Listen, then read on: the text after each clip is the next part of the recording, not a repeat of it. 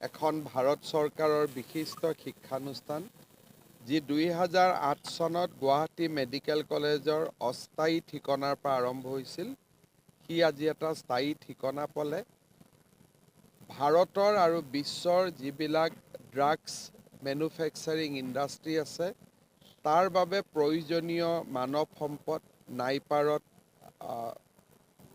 সৃষ্টি কৰা হয়।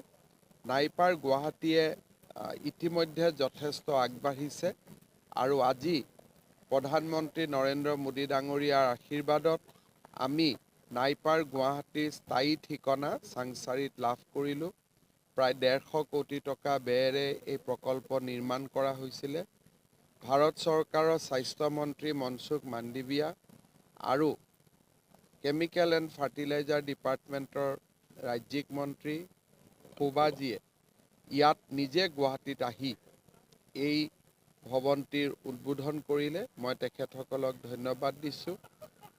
ভগৱান খোবা ডাঙৰীয়াৰ উপস্থিতিত আৰু আভাসীয়ভাৱে ডক্টৰ মনসুখ মাণ্ডভিয়াৰ উপস্থিতিত অসমৰ বহুকেইখন hospital, public health laboratory, community health centre, block PHCৰো আজি আধাৰশিলা আৰু উন্মোচন হ'ল আভাসীয়ভাৱে।